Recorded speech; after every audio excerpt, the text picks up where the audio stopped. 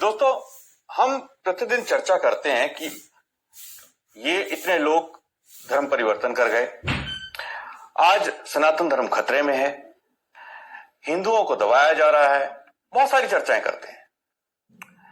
इन सब चर्चाओं के पीछे एक विचारधारा रहती है कि हमें सनातन धर्म को बचाना है। आखिर सनातन धर्म को बचाने की आवश्यकता क्यों? क्या चुनौतियां हैं आज के वर्तमान समय में सनातन धर्म के सामने? क्या सनातन धर्म कमजोर है? बहुत सारे सवाल मन में आते हैं। इन सवालों के जवाब मुद्दा जरूरी में हम ढूंढने का प्रयास करेंगे। आज हमारे साथ मौजूद हैं जाने माने सामाजिक कार्यकर्ता आचार्य कुलदीप विद्यार्थी जी। कुलदीप जी, आपका बहुत बहुत स्वागत है हमारे इस कार्यक्रम में। आचार्य जी, हम बहुत सारे एपिसोड्स करते हैं कि बहुत सारी समस्याएं हैं, लोग मत परिवर्तन कर रहे हैं या अन्य मतों के लोग सनातन धर्म के ऊपर प्रहार कर रहे हैं, बहुत सारी चीजें हम लोग बात करते हैं। इन चर्चाओं के करने के बाद हमारे बहुत सारे दर्शकों के मन में भी ये सवाल आता है, हमारे मन में भी आता है कि आखिर सनातन धर्म के ऊपर इतने हमले क्यों होते हैं? क्या सनातन धर्म हमेशा से ऐसा रहा या अब ऐसा हो गया? क्या चुनौतियां सनातन धर्म के लिए हैं? क्या सनातन धर्म खतरे में है? बहुत सारे सवाल हैं। इस कार्यक्रम के माध्यम से हम आपसे बहुत सारे इन सवालों के, प्रश्नों के उत्तर जानने का प्रयास करेंगे। तो सबसे पहले तो मैं आचार्य जी आपसे ये जानना चाहूंगा कि आखिर सनातन धर्म को एक लचीला धर्म क्यों कहा जाता है? लोग इसे ऐसा धर्म क्यों मानते हैं कि अपने आप में इसे किसी भी दिशा में मोड़ लेते हैं, किसी भी तरह से इसको पालन करना आरंभ कर देते हैं। तो एक लचीला कहा जाता है कि हम एक लचीला धर्म है, सनातन धर्म लचीला है, जबकि अन्य जो मत हैं वो बहुत ही रूढ़िवादी हैं, वो अपने जो पुस्तकों में बताई गई चीज है उससे बिल्कुल साइड नहीं लेते। लेकिन सनातन धर्म के साथ ऐसा लोग आमतौर पर ये देखते हैं कि सनातन धर्म ऐसा नहीं है। तो इसमें कितनी सच्चाई है? अगर है तो क्यों है? तो बढ़िया, धन्यवाद अमित। आपने बहुत बढ़िया मुद्दे पे आज चर्चा की है, बड़े अच्छे प्रश्न लेकर के आप आए हैं। आपने बढ़िया प्रश्न किया, क्या सदा से हम लोग लचीले रहे हैं या सनातन धर्म के साजिशन को लचीला बना दिया गया है? इसमें बहुत बढ़िया एक बात मैं आपको कहना चाहूंगा। जब सृष्टि की शुरुआत हो रही थी तो ऋषियों ने एक बहुत बढ़िया व्यवस्था रखी कि अगर कोई बहुत अच्छी बात कहता है तो उसकी बात को मैं एक्सेप्ट कर लेना चाहिए, स्वीकार कर लेना चाहिए। ये सृष्टि की शुरुआत से थी। और उन्होंने कहा व्यक्ति कभी पूरा नहीं हो सकता। जब कभी कोई उससे ज्यादा ज्ञानवान या कोई विद्या वाला व्यक्ति मिले तो उसकी बात सुननी चाहिए, उसकी बात को स्वीकार कर लेना चाहिए। ये जो एक लाइन थी हमारी, इस लाइन की वजह से बहुत सारी समस्याएं और भी साथ में आई। हालांकि हमारी बहुत अच्छी चीज है, ये खासियत हम इसको बोल सकते हैं। लेकिन मैं आपको कहूंगा कि अब जो स्थिति पैदा हुई है वो यह है कि जो भी लोग आते हैं हमें वो लचीला बनाने की और बताने की बात करते हैं। दूसरे लोगों ने कह करके हमें लचीला बना दिया। हम ऐसे लचीले नहीं थे। हम ज्ञान की, विद्या की बातों को दूसरे की स्वीकार कर लेते थे, ये बात अलग है। लेकिन ये थोड़ी था किसी का मत संप्रदाय कुछ भी और वो आकर के हमारे पर थोपने लगे और उसके पास कुछ भी नहीं हो, तो ये व्यवस्था बिगड़ गई। दूसरे जो मतांतर आए उन्होंने हमारी बातें कह करके, देखो ऋषि मुनि तो ऐसा कहते हैं कि स्वीकार कर लेना चाहिए और हमारे देशों में तो इतना अच्छा है। उन्होंने अपनी अच्छाई लोगों के बीच में बता करके उन्होंने कहा कि हमारे अंदर ये अच्छाई, जबकि वो गुण उनके अंदर नहीं थे। वो गुण हमारे ही चुराए हुए थे, हमारी बातें चुरा करके ले गए। हमारे लोग उन को पहले जानते थे, मानते थे। लेकिन एक ऐसी स्थिति पैदा हुई भारत में, जो कि महाभारत का युद्ध देखा तो महाभारत में विद्वान बलवान योद्धा सारे मारे गए। तो जब वो सारे मारे गए तो उसके बाद में कुछ लोग यहाँ पर आए और उन्होंने आकर के अपने अपने मत संप्रदायों का यहाँ प्रचार प्रसार करना शुरू किया, जबकि बातें उनके देशों में हमसे गई थी। तो इस वजह से उन्होंने हमें लचीला बता करके आप तो सबको स्वीकार कर लेते, आप तो सबको स्वीकार कर लेते। आज भी राजनीतिक लोगों को देखेंगे तो वो भी यही बोलते हैं।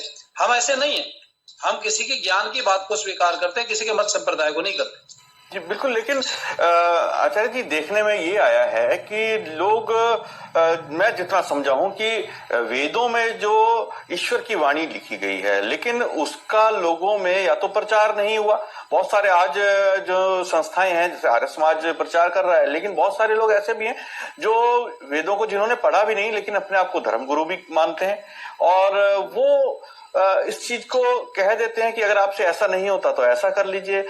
वेद हो गए, मनुस्मृति हो गई, उसमें एक तरह से चीजें बताई गई हैं, लेकिन लोग उन पर ना चलकर अन्य बातों पर बहुत जल्दी विश्वास कर लेते हैं। तो क्यों स्वीकार कर लेते हैं कि हमारे में भूत प्रेत हैं, हम अंधविश्वासों पे बहुत विश्वास करते हैं, हम जैसे रत्न आदि पे विश्वास करना, ये सब चीजें जो चीजें मैं एक तरह से कहूंगा पाखंडों को हमने सनातन धर्म के अंदर एक हिस्सा मान लिया, ये स्वीकार क्यों और कब से आरंभ आपको लगता है हुआ, और क्यों ये आज चीज बन गई है हमारे बीच? जी बहुत बढ़िया आपने बात कही कि जो बहुत सारे विद्वान हैं आज वो अन्य कथाएं करते हैं। कथाओं से विरोध नहीं है, विरोध इस बात से है कि हजारों लाखों लोग आते हैं कथाओं में और उनको मिलता क्या है, धर्म की बातें नहीं बताई जाती। समस्या एक ये भी है कि ऐसा नहीं कि वो लोग जानना नहीं चाहते कि कथा बचे, वो भी जानना चाहते हैं, वो पढ़ना चाहते हैं, लेकिन एक बात ये भी है कि वेद और मनुस्मृति के विद्वान है कितने, वो थोड़े लोग हैं, और वो भी जो थोड़े लोग हैं वो अपने कार्यों में लगे हुए हैं। ऐसा नहीं कि वो काम में नहीं लगे, लेकिन भारत 140 करोड़ लोगों का देश है, ये भी सोचना पड़ेगा। तो ऐसा विद्वान भी है, लेकिन उन लोगों की जो इन विषयों को जानना चाहते हैं उनकी पहुंच वहां तक नहीं है, और ऐसे प्रोग्राम से भी बहुत थोड़े हो पाते हैं। मैं तो आपको धन्यवाद दूंगा, आप प्रतिदिन कोई ना कोई ऐसी चर्चा लेकर के आते हैं सनातन धर्म की रक्षा के लिए। तो विद्वान जो बचे हुए हैं, जो मनुस्मृति के वेद के हैं, दूसरी जगह पर भी हैं, लेकिन ज्यादा उनमें से विद्वान आर्य समाज के पास है। और समस्या ये हुई कि सनातन धर्म जो था, हिंदू धर्म, अपने आप को सनातन जो धर्म था वो आर्य समाज का विरोधी मान बैठा था, आर्य समाज को अपना विरोधी मान बैठा। तो जो विद्वान थे आर्य समाज के पास में, उन विद्वानों से वो शिक्षा ग्रहण करने नहीं आते या उनकी बात को स्वीकार नहीं करते कि ये तो आर्य समाज के लोग, ये करके तो बीच की खाई है। उसने विद्वता को या उसने विचारधारा को लोगों के बीच में जाने से रोका है। आज भी मैंने बड़ी बार देखा, बहुत जगह पर हम जाते हैं तो इस सब चीजों का ये सुनने के लिए मिलती बात बहुत बढ़िया, लेकिन जो आर्य समाजी लोग हैं, इसका मतलब यह है कि उन्होंने ये समझ लिया है कि सनातन धर्म के विरोधी, जबकि सनातन धर्म की रक्षा के लिए स्वामी दयानंद सरस्वती जी ने एक संस्था का निर्माण किया जिसका नाम आर्य समाज था, और उसका दोनों पक्ष मजबूत करना था, ये शस्त्र और शास्त्र दोनों का। तो इसलिए लोग तो हैं, विद्वान भी हैं, लेकिन कहीं ना कहीं कॉम्बिनेशन की कमी होने के कारण ही समस्या पैदा हो रही। जी जी बिल्कुल, ये आपने बिल्कुल सही कहा, क्योंकि मैंने कई बारी देखा है कि बहुत सारे ऐसे सनातन धर्म जिसे हम कहते हैं, जो अन्य जो हमारे सनातन धर्म के अंदर अलग तरीके से जो लोग मानते हैं, लेकिन है सभी सनातन धर्म का ही हिस्सा है। उसमें बहुत सारे ऐसे लोग हैं जो गुरुकुलों में पढ़े हैं, आज मठों में वो विराजमान है, अच्छे पद पर है, और जिनको अच्छा ज्ञान भी है, वेदों का ज्ञान है, वो लोग ये नहीं समझते हैं कि आर्य समाज कुछ अलग है, क्योंकि वो आर्य समाज के मंचों पर आते भी हैं, चर्चाएं भी करते हैं, वेदों की बात करते हैं, और जो महर्षि दयानंद जी ने जो चीजें आज समाज को दी, जो आज हम देख रहे हैं, जैसे महिलाओं की शिक्षा की बात, वो सब चीजों को स्वीकार करते हैं। तो लेकिन वो जो एक वर्ग है जिसने कभी गुरुकुल में जाकर शिक्षा प्राप्त नहीं की, केवल पिता क्योंकि कुछ पूजा अर्चना या मंदिर में कुछ कार्य कर रहे थे या कहीं पे कथा कर रहे थे, तो उसके बाद बेटा भी वही कार्य में लग गया पिता से आगे, उन लोगों ने जिन्होंने वेद नहीं पढ़ा, वो लोग जरूर इस चीजों को, इस समाज में गलत भ्रांतियों को फैलाने का कार्य कई बार कर सकते हैं। लेकिन मैंने बहुत सारे ऐसी जगहें देखी हैं जहाँ पे मंच साझा होते हैं और बहुत अच्छे तरीके से लोग चर्चाएं करते हैं। लेकिन आचार्य जी, ये जो आज हम चर्चा कर रहे हैं कि सनातन धर्म पे जो प्रहार, एक तरह से अभी बात निकल के आई, जो आपसे बात हो रही थी कि हम हमेशा से ऐसे ही नहीं थे, तो क्या अब जो हम एक तरह से लचीला या कहें किसी भी चीज को अपना लेना, जिस तरह से आज हम बात करते हैं लिव इन रिलेशनशिप को ही हमारे आज लोग समाज अपनाने पे राजी हो रहा है, तो ये सब चीजें जो हम कह रहे हैं, ये क्या किसी योजना के तहत एक लंबे समय से चला आ रहा है, जो हमारे धीरे धीरे हमारी विचारधारा, हमारी धार्मिक विचारधाराओं को कमजोर कर रहा है, और भविष्य में हो सकता है और कमजोर होता चला जाए? मतलब एक तरह से धीमा जहर दिया जा रहा है क्या? ये कोई साजिश है? जी बहुत बढ़िया। एक तो पहली साजिश तो ये थी कि जब आर्य समाज ने काम करना शुरू किया सनातन धर्म के लिए, और चूंकि आर्य समाज जो संस्था बनाई थी स्वामी दयानंद सरस्वती ने, वो सनातन धर्म बर्बाद हो रहा था। उस समय का अगर आप इतिहास पढ़ेंगे तो 144 लोग रोज धर्म परिवर्तन करते थे। 1875 की बात कर रहा हूं मैं। 1875 में 144 लोग रोज धर्म परिवर्तन करते थे। तो स्वामी दयानंद ने देखा इनको धर्म की जानकारी नहीं, इसलिए एक ग्रंथ लिखा जिसका नाम था सत्याप्रकाश। उस सत्याप्रकाश में सनातन धर्म की मान्यता क्या है, इस मान्यता को लेकर के पूरी की पूरी चीजें लिखी गई। और उसमें 14 पाठ हैं, 14 समुल्लास है। उसमें जो 10 समुल्लास है ना प्रारंभ के, वो 10 समुल्लास इसी विषय के हैं कि सनातन धर्म अर्थात हमारा या वैदिक धर्म या हिंदू धर्म मानता क्या है, उसकी मान्यता क्या है। अब जो एक समस्या जो पैदा हुई, जो आपने अगला प्रश्न किया, उसका मैं उत्तर देना चाहूंगा आपको। अगली समस्या इसलिए पैदा हुई क्योंकि भारत में मतमतांतर बहुत बन गए।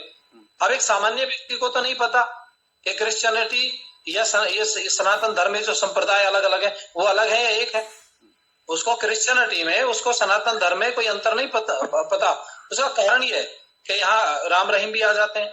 यहाँ ईटीसी में जितने भी, एक नाम नहीं लेना चाहता, यहाँ अनेकों संप्रदाय मतांतर अनेकों पैदा हो गए सनातन धर्म के अंदर। तो उन्होंने सोचा ये थोड़ा सा अलग हट करके, तो ये भी थोड़ा अलग हटके होगा, ये भी थोड़ा अलग हटके होगा। इसलिए उनको इस्लाम में, क्रिश्चियनिटी में, सनातन धर्म में अंतर नहीं पता। और ये कहीं ना कहीं हम जिम्मेवारी हमारी थी। जो मंचों पर लोग बैठे हैं ना, हालांकि बहुत लोग काम कर रहे हैं, ये सराहनीय बात है, ये प्रशंसनीय है, लेकिन वो चर्चा नहीं हो पा रही।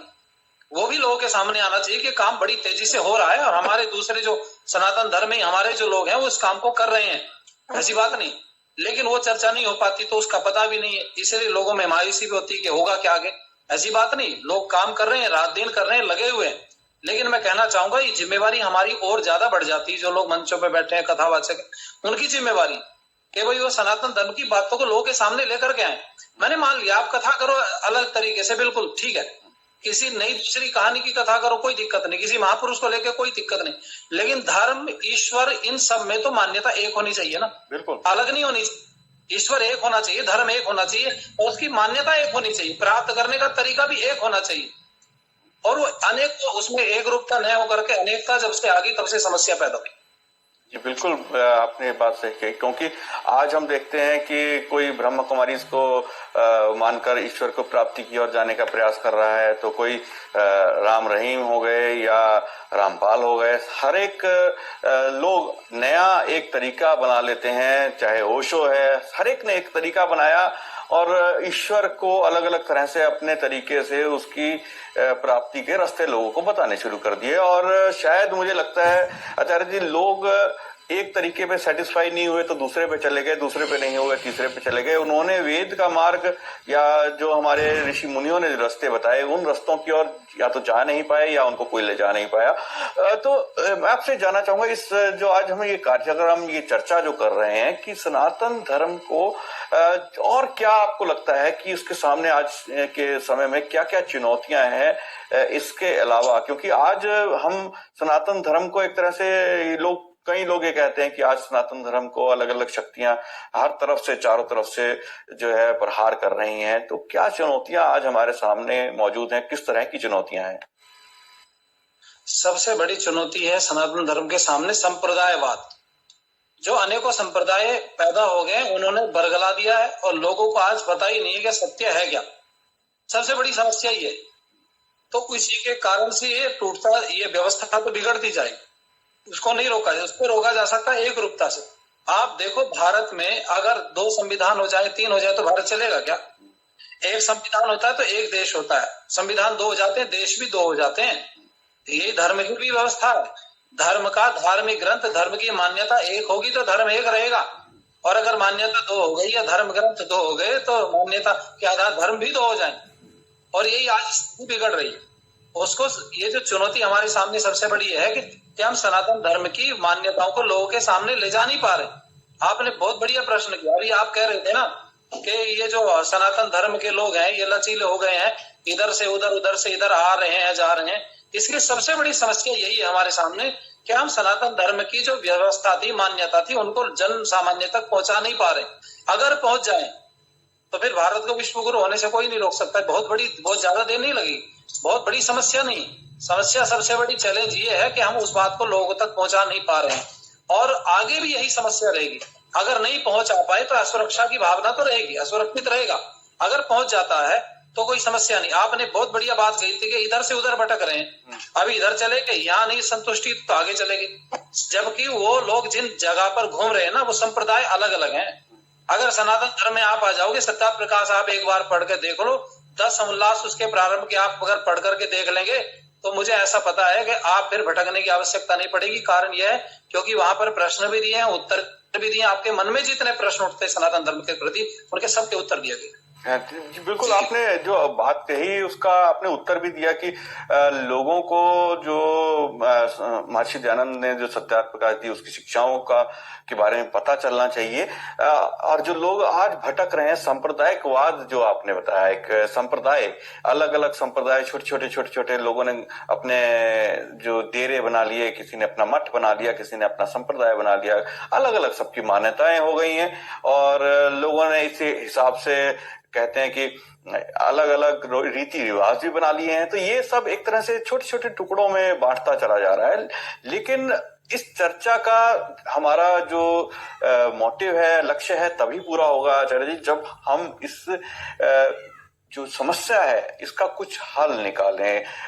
आपने कहा कि सत्यार्थ प्रकाश का जो विचार है वो लोगों तक पहुंचने चाहिए, लेकिन आज इन संप्रदायों से जो जुड़ने वाले लोग हैं, इन डेरों से जो जुड़ने वाले लोग हैं, बहुत सारे लोग ऐसे हैं जो पढ़ना लिखना नहीं जानते हैं। कुछ आदिवासी क्षेत्रों से लोग हैं जिन्होंने पढ़ना लिखना नहीं आता है, वहां पर सत्यार्थ प्रकाश पढ़ी नहीं जा सकती है। ये एक प्रैक्टिकल समस्या मैं आपको बता रहा हूं, क्योंकि पढ़ नहीं सकते वो लोग। तो वो तो केवल जो बताया जाएगा, उनका जो गुरु उनको बताएगा या कोई व्यक्ति उन्हें बताएगा, तभी उनको पता चलेगा। अदरवाइज उनको पता नहीं चलेगा कि सत्यार्थ प्रकाश नामक कोई ग्रंथ भी है, उसको पढ़ना चाहिए या उसको पढ़ा जा सकता है, उससे आपको सच्चाई पता चलेगी। तो इस सब का एक तरह से क्या सॉल्यूशन हो सकता है? किस तरह से इस सांप्रदायिकवाद या संप्रदाय, इन डेरों, इन छोटे छोटे गुटों से छुटकारा पा सकते हैं? किस तरह से हो सकता है?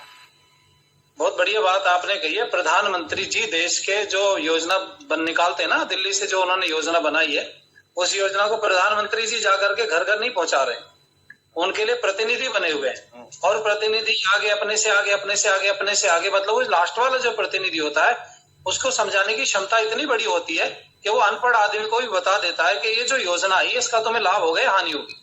आपने बढ़िया प्रश्न किया कि जो बिना पढ़े लिखे लोग वहां तक कैसे व्यवस्था पहुंचेगी, विचारधारा कैसे पहुंचेगी। तो उसके लिए देखो, सनातन धर्म में जो दूसरे हमारे लोग पुरोहित हैं या आचार्य हैं, जो कथावाचक है, उनको ये नहीं नकारा जा सकता कि उनके पास ज्ञान नहीं, वो विद्वान लोग हैं, ऐसी बात, वो विद्वान, उनके पास व्यवस्था है।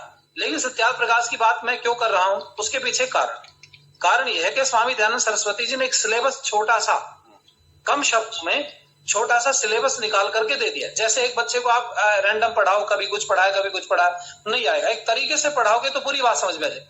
जो सत्यार्थ प्रकाश की बात हमने कही है, वो एक व्यवस्थित तरीके से स्वामी दयानंद सरस्वती जी ने एक पुस्तक में लिख दिया। उसमें ताकत कम लगानी पड़ेगी, बुद्धि कम लगानी पड़ेगी, एनर्जी कम लगेगी और काम ज्यादा होगा। इसलिए सत्यार्थ प्रकाश का नाम ले रहा हूं।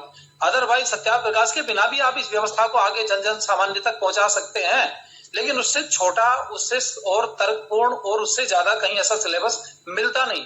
क्योंकि जो पुस्तकें दूसरी उपदेशात्मक है, और उपदेशात्मक जो पुस्तकें होती है ना, उनका जो व्यवस्था विस्तार चलता है, मतलब उपदेशात्मक पुस्तक में उपदेश दिया जाए तो विस्तार से पूरा समझा करके। लेकिन स्वामी दयानंद सरस्वती जी ने जो सत्यार्थ प्रकाश दिया वो तार्किक ग्रंथ है। मतलब एक प्रश्न उठाया उत्तर दे दिया, दूसरा प्रश्न उठाया उत्तर दे दिया, तीसरा उठाया उत्तर दे दिया। तो उसका जो तरीका है वो बहुत बढ़िया। तो उसके लिए प्रॉपर तरीके से ट्रेनिंग लें, और जो लोग सनातन को जन सामान्य तक पहुंचाना चाहते हैं, हम उनका आह्वान करते हैं, वो हमारे निकट आए, आपसे कांटेक्ट करें, और हमारे पास व्यवस्था है कि उनको हम लोग ट्रेनिंग दें, वो जाकर के जन सामान्य तक अपनी बातों को रख सकते हैं। बहुत इजीली, बहुत आसानी से लोगों को पहुंचाया जा सकता है। जी बिल्कुल, आपने सही कहा। लेकिन इसमें एक ये है कि बहुत सारे लोगों ने, जिन्होंने धर्म के नाम पर दुकान खोल रखी है, वो अगर सत्यार्थ प्रकाश पढ़ लेते हैं तो उनका तो धंधा ही बंद हो जाएगा आचार्य जी। लेकिन जो आपने बात कही कि ये जो सत्यार्थ प्रकाश जैसे या शिक्षाएं जो आर्य समाज के जो विद्वान लोग प्रवचनों में देते हैं, शिक्षाएं देते हैं, गुरुकुलों में प्राप्त होती है आर्य समाज की, वो सब चीजें अगर आम जन तक पहुंचने लगे लोगों के माध्यम से, आज इलेक्ट्रॉनिक मीडिया के माध्यम से, इंटरनेट, व्हाट्सएप के माध्यम से पहुंचने लगे, ऑथेंटिक तरीके से पहुंचने लगे, तो बहुत हद तक लोगों के दिमाग में सवाल उठने लगेंगे। क्योंकि आज जो हम देखते हैं, आज का युवा वर्ग है वो हर चीज पर सवाल उठाता है, विज्ञान की दृष्टि पर, तर्क की दृष्टि से हर चीज को देखता है। तो मुझे लगता है कि अगर हम अपने सवालों को लोगों के मनों तक पहुंचा दें कि आपको क्या सवाल पूछना है, अगर आपको कोई आके कहता है कि सनातन धर्म को लेकर कोई सवाल खड़ा करता है, तो उसका सवाल का उत्तर आपको एक तरीके से, आपको सही तरीके से प्राप्त हो, ना कि कोई गलत तरीके से आपको गलत उत्तर प्राप्त हो। इस तरह की व्यवस्थाएं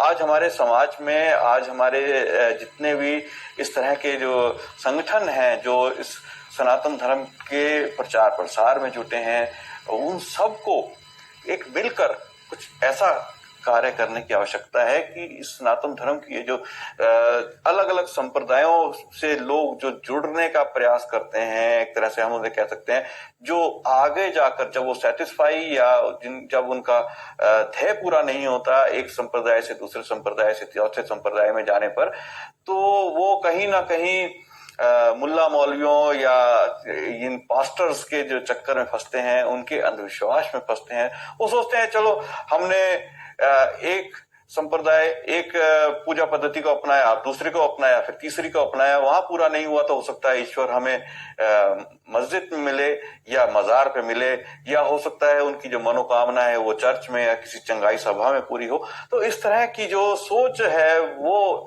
एक तरह से हमारे पूरे के पूरे सनातन धर्म पर चुनौती का काम कर रही है, और इस चुनौती से हमें सबको मिलकर लड़ना होगा और लोगों को जागरूक करना होगा। हमें हमेशा ऐसे लोगों को ये बताना है कि सच का राह क्या है। आप आर्य समाज मंदिर जो देश विदेश में आज हजारों की संख्या में आर्य समाज से जुड़े हुए विद्वान हैं, उनका साथ दे सकते हैं। जी आचार्य जी, आप कुछ कहना चाह रहे हैं? बहुत बढ़िया बात कही थी। अगर वो सत्यार्थ प्रकाश की बात मानेंगे लोग हमारे, या उसका प्रचार प्रसार करेंगे तो दुकान बंद हो जाएगी। मैं कहना चाहूंगा समाज के लोग भी तो प्रचारक हैं, क्या वो भूखे मर रहे हैं? जी ऐसा नहीं।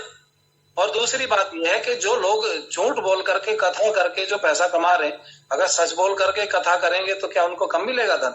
अधिक मिलेगा। और लोग पूछेंगे, उनको पता चलेगा कि हमें पहली बार ये सब चीजों की जानकारी हुई है। तो ऐसा मुझे लगता है कि ऐसा नहीं, हालांकि लोगों के मन में प्रश्न आपके मन में तो नहीं है, लेकिन आपने प्रश्न लोगों के मन का उठा करके दिया कि भाई लोग ऐसा सोचते होंगे, लेकिन ऐसा नहीं है। अगर जो लोग सत्य का प्रचार प्रसार करने वाले लोग होते तो वो बढ़ते जाते हैं जी, और आगे बढ़ेंगे। जी बिल्कुल, आपने सही कहा कि सत्य का प्रचार प्रसार, क्योंकि हर व्यक्ति चाहता है कि सत्य जो है उसके जीवन में आए, और वो जो जान रहा है, जो कर रहा है वो सच है, वो सही कर रहा है। क्योंकि मानव का जो एक तरह से मन है वो हमेशा सही राह पर ही चलने को कहता है। पहली बार वो सच ही की तरफ जाना चाहता है, कोई नहीं चाहता कि उसके साथ धोखा हो, उसको गलत हो। तो सबसे बड़ी बात जो आज इस खास इस एपिसोड में, हम आगे के आने वाले एपिसोड्स में भी इस विषय पर चर्चा करते रहेंगे कि सनातन धर्म की जो और अन्य चुनौतियां हैं, लेकिन आज की जो चुनौती है कि हम कैसे अलग अलग छोटे छोटे जो संप्रदाय बन गए हैं, गुरु तेरा सब जितने भी अलग अलग तरह के नाम हमारे पूरे देश में हैं, वहां पर जो लोग जाते हैं उनको किस तरह से हम एक करके बांधें और सनातन धर्म को और मजबूत करें। और उनके मन में लेकिन ये उठना चाहिए कि अगर कोई अन्य मत और संप्रदाय का व्यक्ति आकर उनको किसी भी तरह से बरगला रहा है, तो उसके सभी जो सवालों के जवाब सनातन धर्म के विद्वानों को उन्हें देनी चाहिए और सही जवाब देने चाहिए। और ऐसे जवाब हों कि अन्य मतों के जो लोग जब उनसे तर्क करें तो दूसरे मतों के लोगों की जबान बंद हो जाए कि सनातन धर्म वास्तव में क्या है, वेदों की शिक्षाएं क्या हैं, ये सब चीजें उन्हें पता होनी चाहिए और हमारे सभी संस्थाओं को इसको लेकर आगे बढ़ना है। और आज इंटरनेट के युग में हम सब इस चीज का इस्तेमाल करके आगे बढ़ सकते हैं। आचार्य जी, आज आप हमारे साथ जुड़े और इस विषय पर आज हमने इस चर्चा को आरंभ किया। ये मुद्दा जरूरी के अंदर हम एक नए तरह से लोगों से चर्चा करने का प्रयास कर रहे हैं। आप हमारे साथ जुड़े, आपका बहुत बहुत धन्यवाद। दोस्तों, कल फिर मुलाकात होगी एक नए विषय पर। विषय हमारा इसी विषय के आगे चर्चा चलेगी, लेकिन एक नया मुद्दा होगा, एक नई चुनौती होगी। सनातन धर्म के आगे क्या चुनौती है, क्यों हम इतना एक तरह से जो लोग हमें समझाने का प्रयास करते हैं, बताने का प्रयास करते हैं, अपने मतों को ऊंचा दिखाने का प्रयास करते हैं, बहुत सारे लोग बरगला जाते हैं। कुछ बच्चे विदेश जाकर अपने धर्म को छोड़ देते हैं। लेकिन सनातन धर्म वास्तव में क्या है और इसको किस साजिश के तहत आज लोग चोट पहुंचाने पे तुले हुए हैं, इन सब चीजों के ऊपर हम धीरे धीरे चर्चा करेंगे।